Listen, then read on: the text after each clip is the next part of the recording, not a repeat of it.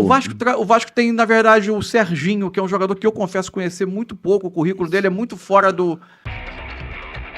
Vamos falar da janela, cara. Janela de transferência.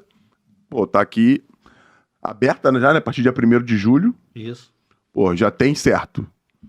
Luiz Araújo, Alan... No Flamengo, Rossi, depois que eu lembrei. Rossi, não, vou ver se tu lembra de mais gente aí, boa, dos outros times. No Flamengo, isso. Ener Valencia do Internacional. Ener Valencia no Arangos, que já estreou pelo Inter, mas já estava no clube um tempo recuperando de lesão, mas acaba coincidindo com a janela, a estreia dele. Isso, mas tem mais gente? Não lembro de mais pessoas. Não, acho que tem como achar. A gente acha aqui. Ó. Porque...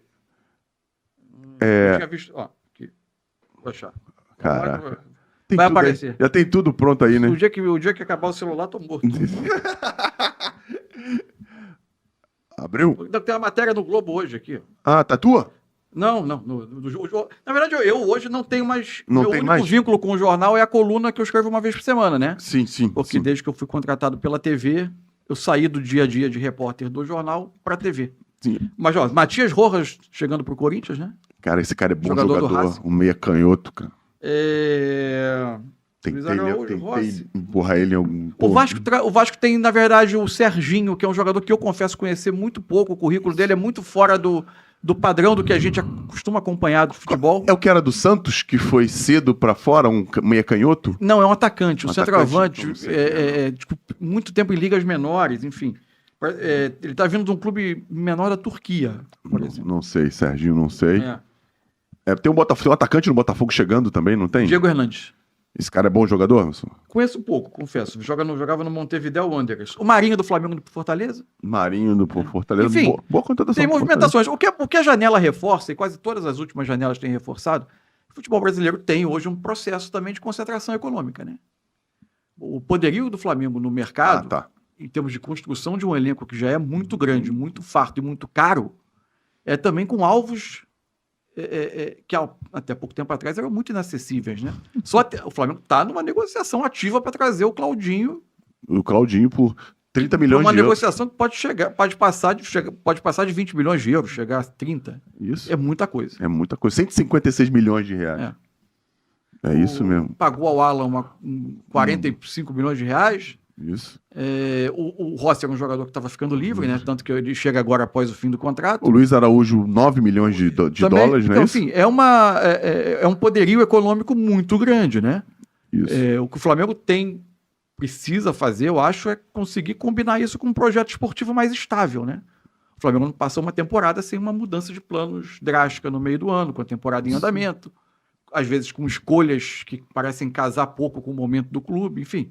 Essa é uma outra questão. Agora, em termos de o trabalho administrativo para se colocar com esse poderio econômico foi feito. O trabalho esportivo que talvez seja o desafio. Isso aí seja Ainda que o time tenha ganho muito nos últimos anos, né? Não, ganha muito. Só que as instabilidades é que chamam a atenção, as oscilações. Isso, as oscilações e a falta de continuidade. Para um time que ganha tanto, trocar de treinador tantas vezes também não é muito, não é nem comum. Não deveria ser rotina, né? Deveria ser uma coisa mais contínua, né? Uma coisa mais... E diga-se de passagem que alguns deles saíram porque quiseram, né? Alguns eram só o Jesus, né? Jesus saiu porque quis. Jesus saiu porque quis. Porque quis. O resto dos outros... Domenech, o Flamengo demitiu. O Rogério Ceni, o Flamengo demitiu. Todos os outros foram demitidos. O Vitor Pereira, o Flamengo demitiu. O Dorival... Paulo Souza, o Flamengo demitiu. E o Dorival não quis contratar. E o Dorival, o Flamengo não quis renovar. Não quis contratar. Não quis manter. Não quis manter. Mas enfim, voltando à janela que você me perguntou, e mais especificamente sobre o Rio. Acho que o Botafogo precisa... A grande questão do Botafogo é o comando técnico agora. Isso. Tentar uma solução que seja o menos traumática possível, que cause menos sensação de ruptura, né?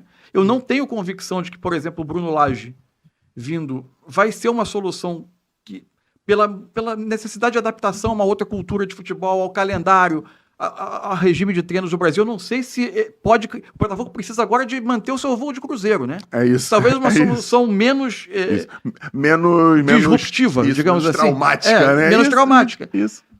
Me preocupa o Vasco, até pelos nomes que se ouve. Aparentemente não é um nível de investimento que precisa para tentar reforçar um elenco que ficou carente, e não era uma tarefa fácil, era uma reconstrução total de elenco, uma reconstrução total de clube, mas a primeira janela teve uma margem de erro grande, muitos jogadores não têm jogado, Sim. não se adaptaram, não conseguiram Acontece.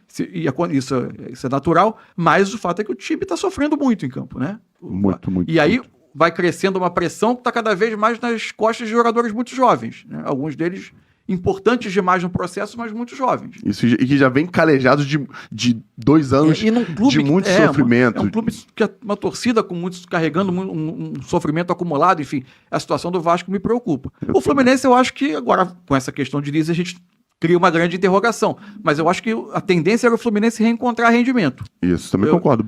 Eu não acho que o Fluminense tenha se enfiado num buraco de onde ele não tinha de onde sair, que precisasse rever trabalho, tirar treinador. Eu não concordava com isso. Não, até porque o Fluminense não tem jogado tão bem, mas tá por ali. Tá ali. Tá por ali. E teve jogos sem resultado rodando. que ele não jogou tão mal. É isso. Teve os momentos dele. Futebol a gente tem um negócio no futebol que a gente só olha muito pra nós. Né? Quando nas entrevistas, uma coisa que eu não vejo muito hoje é coletiva de treinador. Uhum. E me surpreendeu muito positivamente, sabia? Os caras muito, muito concisos, muito sinceros, né? Eu vi algumas até do próprio Barbieri falando, a galera via um pouco, sei lá, não sei, pode ser de um pouco de descaso algumas falas, mas eu achei um cara sincero e falar o que estava acontecendo. Uhum. Pô, e às vezes ouvir a verdade não é o que a galera quer ouvir, né? Exatamente, tem isso. É isso. A questão é que o Brasil tem uma questão que é fundamental. Para mim, a grande questão do futebol brasileiro chama gestão de expectativa. Por quê? O futebol brasileiro se edificou ao longo de anos com base em conquistas regionais, estaduais. Sim. Quando o mundo se globalizou e as conquistas estaduais passaram a ser menos importantes, ao final de uma temporada, você não avalia uma temporada, ganhou o estadual. O estadual vale uma alegria de alguns dias, mas no balanço de uma temporada hoje ele vale menos. Com as conquistas nacionais e continentais sendo o que vale de fato, isso ficou restrito a muito poucos. Verdade. Então você tem muitos grandes clubes vivendo uma abstinência de conquistas importantes. Torcidas com dificuldade de lidar com essa realidade. E as distâncias econômicas aumentaram. Então muitos clubes grandes, historicamente, estão de fato alijados da possibilidade de lutar por grandes conquistas. Isso aí. Só que o dirigente tem dificuldade de dizer ao torcedor a realidade. Nós não estamos em condição de brigar com o topo da pirâmide econômica do futebol brasileiro. E por vezes é o treinador que precisa defender a posição dele de todas essas pressões que precisa ir a público e colocar a realidade. E aí a realidade é mal recebida. É isso aí, a torcida quer matar o cara. É verdade. Isso é importante. Eu ouvi alguém falando isso já também, que normalmente esse tipo de... Não é explicação, esse tipo de notícia tem que ser dado pelas patentes altas do clube. Tem que chegar o cara falar, ou tá junto do treinador, e na hora de falar sobre isso, olha, daqui a 2 anos... Porque até a galera que comprou o Vasco, a SAF do Vasco, pô, eu gosto muito do Vasco, joguei 3 anos no Vasco, otimamente recebido, cara, agradeço por tudo. Só que o cara chegou falando que no primeiro que já ia se igualar aos grandes, que já ia fazer, já ia comprar. Só que quem falou isso não tá nem no Brasil pra aguentar a bronca. E aí quem tem que sustentar essa expectativa é quem tá no dia a dia. É isso aí. Os caras que trabalham no clube todo dia, os seguranças que tem que aguentar a torcida querendo entrar, jogando 12 por 1 em cima. Não, isso é coisa de maluco. A gente já falou sobre isso aqui algumas vezes.